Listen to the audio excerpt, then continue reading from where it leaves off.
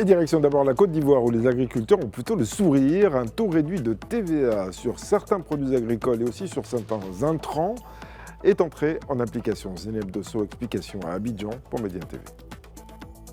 Ici, en Côte d'Ivoire, la taxe sur la valeur ajoutée applicable à certains produits agricoles et intrants passe officiellement de 18 à 9%.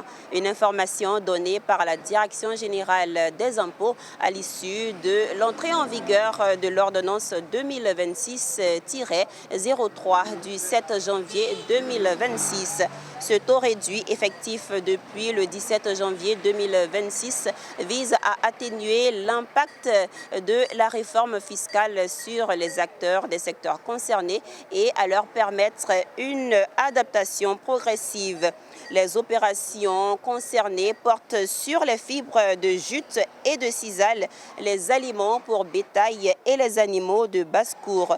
Les intrants utilisés dans la fabrication de ces aliments, leur emballage ainsi que les intrants destinés à la fabrication des engrais et de leur conditionnement. Zeynep Dosso pour Médien TV, Abidjan, Côte d'Ivoire. La Guinée renforce son bouclier numérique. Le pays en effet a décidé de se doter d'un centre de cybercriminalité de toute dernière génération, et cela pour renforcer la lutte contre le crime organisé. Idrissa Cissé est à Conakry pour Médien TV. C'est un grand pas pour la Guinée dans la lutte contre la cybercriminalité. Ce centre situé dans la banlieue de Conakry va désormais aider les services de sécurité à traquer les criminels sur Internet de manière plus efficace. Les autorités saluent les avancées significatives de la modernisation de la police nationale. Pour elles, l'évolution de la criminalité nécessite des outils technologiques performants et adaptés. Elle encourage cette initiative qui, selon elle, va renforcer la confiance entre la police et les citoyens. Les responsables de la police nationale guinéenne indiquent que cette direction vise à préserver la souveraineté numérique et à protéger les personnes, les institutions et les données sensibles de l'État. Pour eux, cet organe est le symbole d'une justice au service de l'état de droit et de la dignité humaine.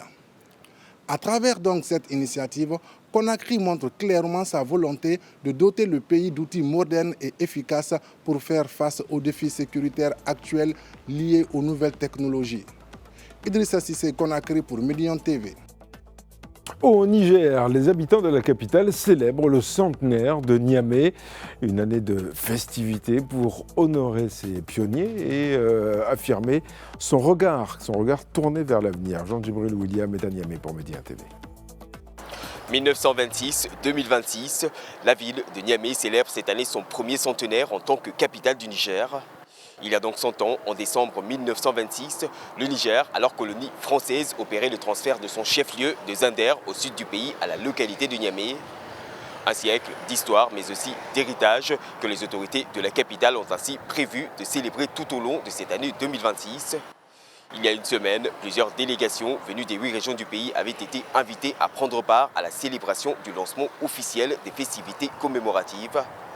L'année en cours devait ainsi être rythmée d'activités culturelles et éducatives, de foires, mais aussi de colloques nationaux et internationaux, des manifestations qui seront l'occasion de revisiter l'histoire de la capitale, mais aussi de rendre hommage aux pionniers qui ont permis sa transformation en une ville moderne.